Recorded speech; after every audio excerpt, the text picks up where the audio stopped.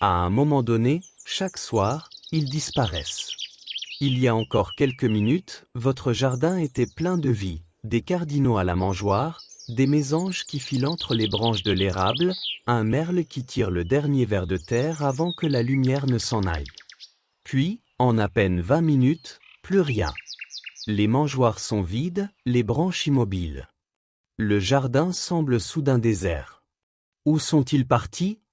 La plupart des gens pensent qu'ils sont simplement ailleurs dans le quartier, qu'ils se perchent un peu plus loin. Mais la réalité est bien plus surprenante, bien plus précise, et bien plus étrange qu'on ne l'imagine. Ce qui se passe entre le crépuscule et l'aube est l'une des parties les plus extraordinaires et les moins observées de leur vie. Ce soir, pendant que vous dormez, les oiseaux de votre jardin vont faire des choses qui vous couperaient le souffle. Certains vont abaisser leur température corporelle de plusieurs degrés. D'autres vont se serrer dans des cavités si étroites que vous ne croiriez pas qu'un oiseau puisse y entrer. Et certains, que vous voyez tous les jours, vont voyager à des centaines de kilomètres au-dessus de votre maison, dans l'obscurité totale.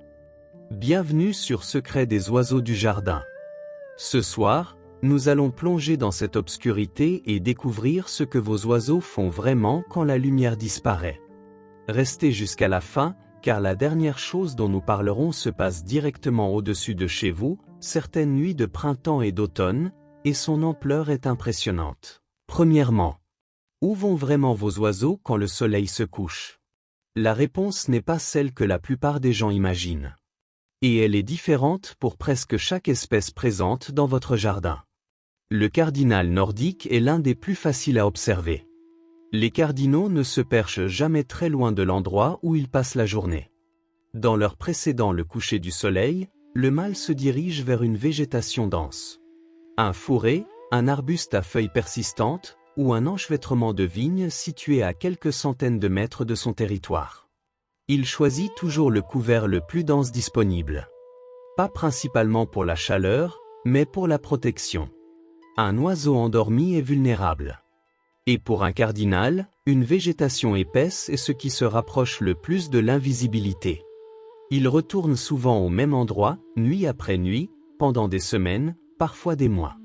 Si vous avez un buisson d'œufs ou une haie dense dans votre jardin, il y a de fortes chances qu'un cardinal y dorme chaque nuit sans que vous le sachiez. La stratégie nocturne de la mésange est différente et bien plus surprenante. Lors des nuits très froides, les mésanges à tête noire entrent dans un état appelé hypothermie régulée. Elles abaissent volontairement leur température corporelle d'environ 12 degrés Celsius sous leur température normale de la journée. Leur métabolisme ralentit fortement. Leur rythme cardiaque chute. Elles ne dorment pas complètement comme nous l'entendons habituellement. Elles entrent plutôt dans une sorte de veille contrôlée, conservant juste assez d'énergie pour survivre à des températures extrêmes. Une mésange pèse environ 11 grammes, soit le poids de 2 petites pièces de monnaie. Pendant une nuit d'hiver, son équilibre énergétique est si fragile que, sans cette adaptation, elle ne survivrait peut-être pas jusqu'au matin. Le choix du refuge est également essentiel. Les mésanges cherchent des cavités. Anciens trous de pique, fissures dans l'écorce ou nichoirs abandonnés. À l'intérieur, les parois retiennent la chaleur du corps et réduisent fortement les pertes de chaleur. En second point, le perchage communal, quand les oiseaux se serrent pour survivre. Certains des comportements nocturnes les plus spectaculaires dans votre jardin concernent des espèces que vous ne vous attendriez probablement jamais à voir dormir en groupe. L'oiseau bleu de l'Est en est un excellent exemple. Les oiseaux bleus sont territoriaux pendant la saison de reproduction. Un mâle défend agressivement son nichoir. Mais en hiver, ce même oiseau se serrera dans un nichoir avec jusqu'à une douzaine d'autres oiseaux bleus, dormant pressés contre eux pour conserver sa chaleur. Les règles territoriales sont alors suspendues. Le calcul de l'hiver est simple, chaleur corporelle partagée égale survie. Des chercheurs ont déjà documenté des nichoirs contenant 12 à 15 oiseaux bleus pendant une nuit froide d'hiver. Des oiseaux qui, pendant la journée, ne se perchent généralement pas à moins de 10 mètres les uns des autres, partagent pourtant une cavité de 15 cm sans conflit apparent. Le troglodyte des maisons fait quelque chose de similaire, Et les troglodytes de Caroline, qui ne migrent pas, partagent parfois eux aussi des cavités. Les nichoirs et les arbustes denses que vous entretenez ne sont pas seulement des infrastructures de reproduction. Ce sont aussi des infrastructures de survie. Lors des nuits les plus froides, ce sont eux qui font la différence entre les oiseaux qui se réveilleront demain matin dans votre jardin, et ceux qui ne se réveilleront malheureusement pas. Point 3. Comment les oiseaux gèrent l'obscurité et ce qu'ils écoutent. Un oiseau qui dort n'est pas complètement éteint. Il fonctionne dans un mode de surveillance environnementale continue appelé sommeil à ondes lentes unihémisphériques. De nombreux oiseaux peuvent littéralement dormir avec un œil ouvert. Un hémisphère du cerveau dort pendant que l'autre reste alerte, l'œil ouvert scrutant les prédateurs. Les hémisphères alternent afin que les deux côtés puissent se reposer, mais l'oiseau n'est jamais totalement inconscient comme un humain endormi. C'est pourquoi les sons de votre jardin pendant la nuit ne sont pas simplement du bruit de fond. Le grand-duc qui ulule à 22 heures est entendu par tous les oiseaux perchés à proximité. L'alarme d'un merle poursuivi par un chat à minuit atteint aussi les mésanges endormis. Un réseau sensoriel invisible traverse votre jardin, même lorsqu'il paraît complètement immobile. Votre jardin à minuit, sombre et apparemment vide, est en réalité rempli d'oiseaux en état de vigilance active et distribués, cachés dans des cavités, des arbustes denses et les branches intérieures des conifères. Ils surveillent l'obscurité d'un œil tout en laissant l'autre hémisphère récupérer, prêt à réagir en une fraction de seconde. En 4. Les oiseaux que vous ne saviez pas nocturnes. La plupart des gens considèrent les oiseaux de leur jardin comme des créatures entièrement diurnes. Le cardinal à la mangeoire au lever du soleil, la mésange pendant toute la matinée, le merle sur la pelouse tout l'après-midi. Dans notre esprit, la nuit appartient surtout aux hiboux et à presque rien d'autre. Mais plusieurs oiseaux que vous considérez comme de simples visiteurs diurnes font, une fois la nuit tombée, des choses qui vous surprendraient vraiment. Le merle américain en est un excellent exemple. Les merles se lèvent très tôt, souvent parmi les premiers à chanter avant l'aube, ce qui explique pourquoi ils occupent une place si importante dans le chœur matinal des oiseaux. Ce que la plupart des gens ignorent, c'est que les merles sont extrêmement sensibles à la lumière artificielle pendant la nuit. Dans les zones urbaines et suburbaines, les merles vivant dans des jardins bien éclairés commencent parfois à chanter plusieurs heures avant l'aube, parfois dès 1 heure ou 2 heures du matin, parce que la lumière artificielle déclenche la même réponse hormonale que le lever naturel du soleil. Si vous avez déjà entendu des chants d'oiseaux au milieu de la nuit dans un quartier éclairé, il s'agissait presque certainement d'un merle. La tourterelle triste réserve une autre surprise. Pendant la journée, les tourterelles comptent parmi les oiseaux les plus calmes de votre jardin.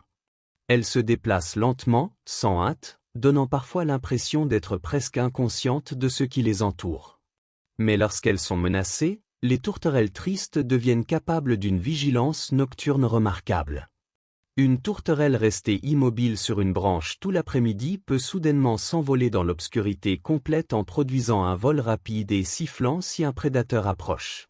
Le sifflement de ses ailes, ce son aigu et immédiatement reconnaissable lorsque les ailes fendent l'air, agit lui-même comme un signal d'alerte pour les autres tourterelles, même dans le noir. Et puis, certaines nuits, certains oiseaux ne sont tout simplement plus dans votre jardin. Et pour finir, qu'est-ce qui vole au-dessus de votre maison en ce moment? C'est probablement la partie qui changera le plus votre façon de voir le ciel nocturne au-dessus de votre quartier. 2 fois par an, le ciel au-dessus de votre maison se remplit d'oiseaux. Pas de dizaines, pas de centaines, mais de millions. Lors des nuits de migration les plus intenses, à la fin du mois d'avril et au début du mois de mai, puis de nouveau en septembre et en octobre, le nombre d'oiseaux traversant un seul point dans l'est des États-Unis peut atteindre plusieurs millions en une seule nuit. Et ce sont vos oiseaux. Pas des espèces exotiques venues de continents lointains. La grive des bois qui visite votre jardin pendant l'été est partie en octobre dernier pour passer l'hiver en Amérique centrale. Et en ce moment même, à la fin du mois d'avril, elle vole vers le nord au-dessus de votre maison, dans l'obscurité. Le colibri à gorge rubis qui arrivera bientôt à votre mangeoire a traversé le golfe du Mexique la nuit dernière en un seul vol sans interruption de plus de 1450 km.